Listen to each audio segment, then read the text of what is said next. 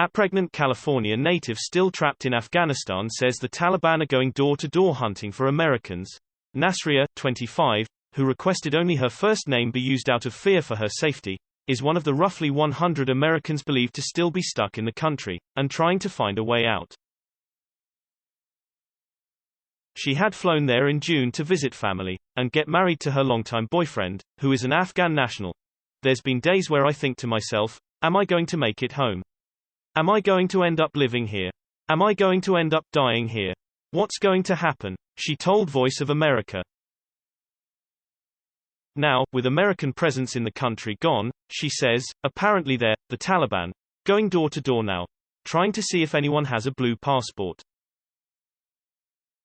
Her tale came as Texas Representative.Mike McCaul said on Sunday that he believes the Taliban are continuing to block Americans from leaving the country, and have stopped passengers aboard 6 planes at Mazar-i-Sharif International Airport while making demands of the U.S. In fact, we have 6 airplanes at Mazar-i-Sharif Airport, 6 airplanes, with American citizens on them as I speak, also with these interpreters, and the Taliban is holding them hostage for demands right now, he told Fox News Sunday host Chris Wallace. While he did not specify what demands the Taliban were making, he said it appeared to have become a hostage situation. We know the reason why is because the Taliban want something in exchange. This is really, Chris, turning into a hostage situation where they're not going to allow American citizens to leave until they get full recognition from the United States of America, McCaul said. Nasria was among the thousands of people trying to escape the country at Kabul's airport after the country had fallen to the Taliban in the chaotic lead-up to the U.S. and its allies' full withdrawal deadline from Afghanistan on August 31. McCaul added that he believed not a single American had been successfully evacuated from the country since the deadline. Also on Sunday, White House Chief of Staff Ron Klain said the U.S. was in contact with around 100 U.S. citizens still left in the country, some of whom he said were seeking to stay there. We are going to find ways to get them, the ones that want to leave, to get them out of Afghanistan, he told CNN's Dana Bash. We know many of them have family members, many of them want to stay, but the ones that want to leave, we're going to get them out. Last week, California Representative Darryl Issa said he had been working with Nasria and other trapped Americans to work out an escape. He revealed that she had been kicked in the stomach during her ordeal at the airport. She was kicked in the stomach, but she was kicked in the stomach well after, as she got through the first checkpoint for hours, waiting for those people at the South Point to supposedly come and get her, the Republican lawmaker told Fox News. Nasria described the scene in which Taliban fighters blocked access to the airport entrances amid a crush of people trying to escape. It was so hard to just get on a flight, she said, adding that there were a few days when they were forced to sleep on the streets. People were literally stepping over people. That's how bad it was, she recalled. After her flight home was cancelled, Nasria said she contacted the State Department for help, and officials there told her to go to a set location outside the airport and wait to get picked up. No one came, however.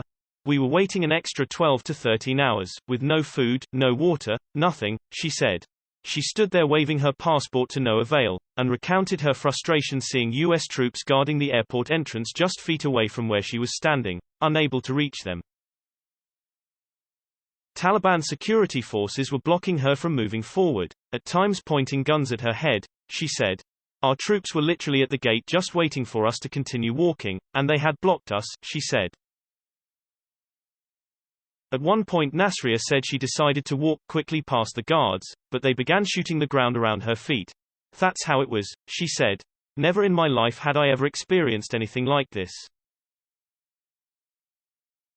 It was like a movie scene, she said.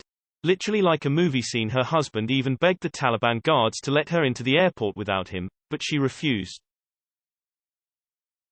My child is going to need a father and I'm going to need a husband by my side, she said, adding that she did not anticipate returning to the country again. State Department officials, she said, have told her to stay where she was as they find a way to get her out of the country. But in light of her experience at the airport, she said she is increasingly doubtful the U.S. government will be able to help her. If I was only 15 steps away from the airport, and I was told, people are going to come out of the airport to get me, what kind of hope am I supposed to have now? She said. For now, Issa said, she will stay in hiding. We've agreed that Shusha's going to stay sheltered in place, hiding her identity and hoping that her friends will continue to bring her food and keep her secret until frankly we can come up with something new, he said. He blasted the Biden administration, saying it broke its promises to the U.S. citizens trying to escape the country. Anyone that says that they didn't break a promise to the American people and leave people behind is wrong, he said. Anyone who says that there aren't people stranded is wrong.